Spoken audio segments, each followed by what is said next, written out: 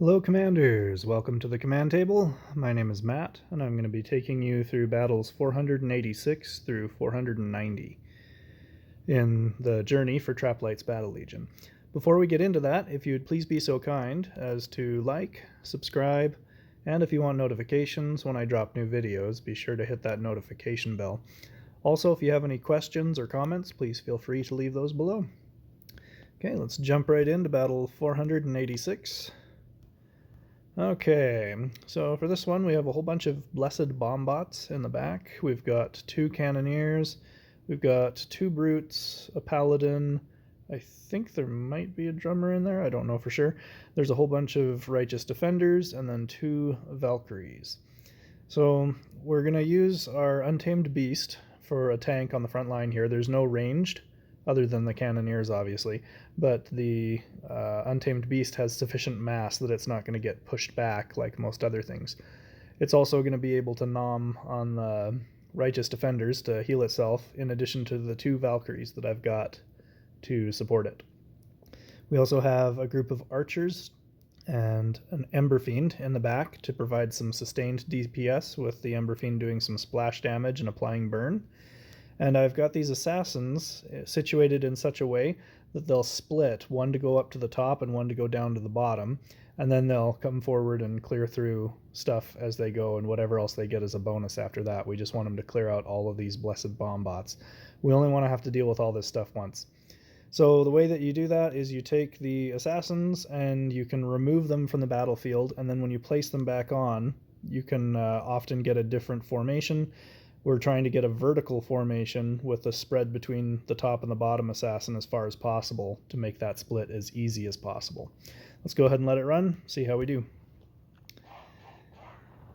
Alright, there's the split on the assassins. They get all 3 blessed bombbots and start working on a cannoneer. The Untamed Beast is shredding through all the stuff on that front line and holding it all very well in place.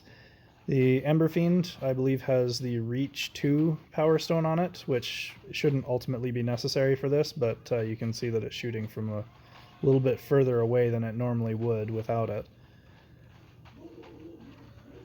Okay, so there goes most of the Righteous Defenders. We're shimmying over to the Valkyrie there, so we're getting some damage there, and the Valkyrie's dead. And we finish clearing through. Smooth sailing. Alright, let's move on to the next one, 487.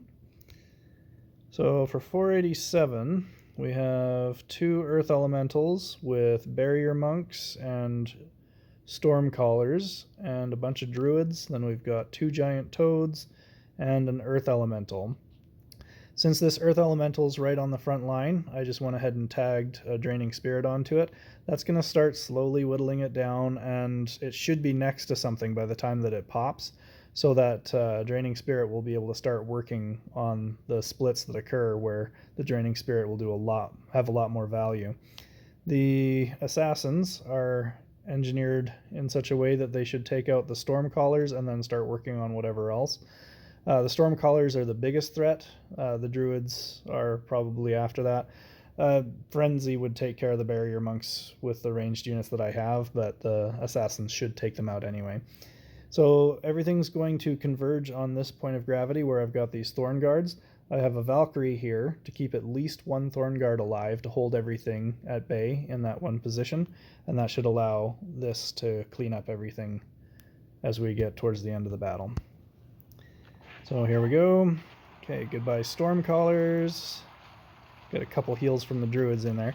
The Earth Elementals knock the Assassins into the middle, and the Assassins take out the Druids as a result because they get strewn about the battlefield. And there you see my Thorn Guards have all died with the exception of 1, and all I really need is the 1. And here you see the Draining Spirit really earning its paycheck. It shreds through those mediums and minis very quickly from the Earth Elementals. Okay, the Ember Fiend was more effective at damaging down the Toads because the Earth Elementals are immune to fire. Okay, so for this one I have a note, Brute over Frog, And the reason I wrote that is because I decided to try using the frog in an attempt to bounce onto the wraiths. And that would have, in theory, revealed them, but then I remembered after the fact that the wraiths are immune to force. So just disregard that giant toad. You could do just fine with probably an earth elemental or a brute. Either way, you'd probably be just fine. But anyway, there's a whole lot of wraiths through here. Then we've got some spiders' nests and some bomb bots along the front line. So since there is stuff right there at that front line, I've tagged on the draining spirits to the top and the bottom. It's not too much in the middle that I'd be able to tag onto, and I don't want that bomb to blow up before a draining spirit could get in, so that's why we've only gone for the top and the bottom.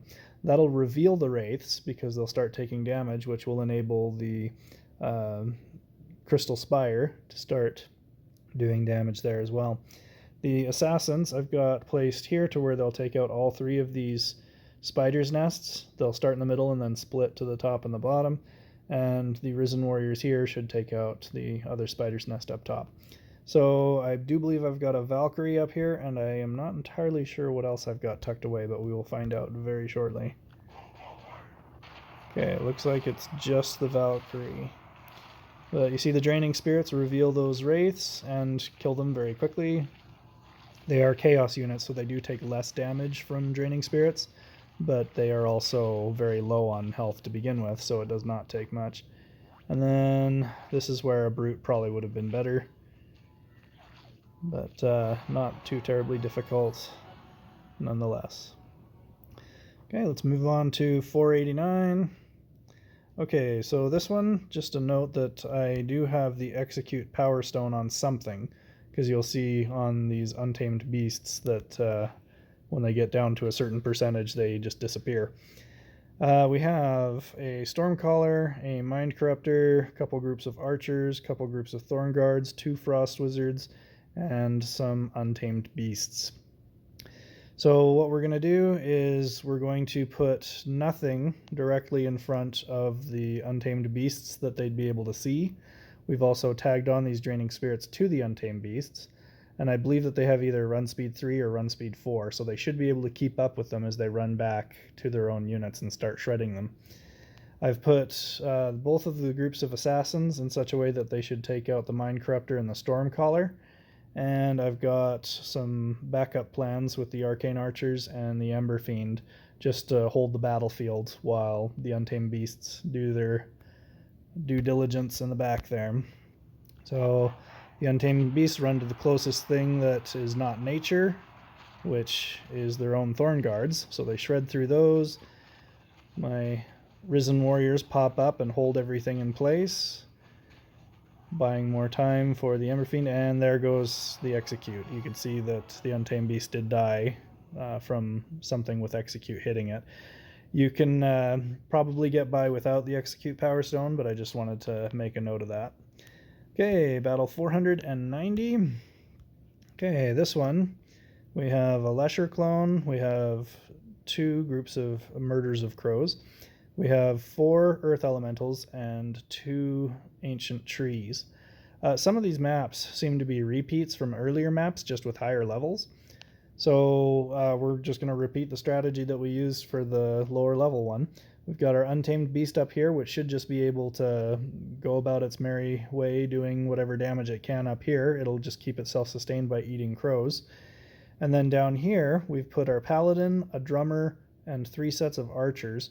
The Archers will not move forward because there's going to be something in range. The Paladin, however, would move forward, but I need her to stay in place. So I've put a fortification in there to keep her from running forward, and that enables the Paladin to heal all of these Archers, and with the Drummer there, the Crows won't be able to get 1 shots or 2 shots on them. So that enables these Archers to sustain through the whole battle, and the Drummer and the Paladin do a great job of making that happen. So let's go ahead and watch that play out.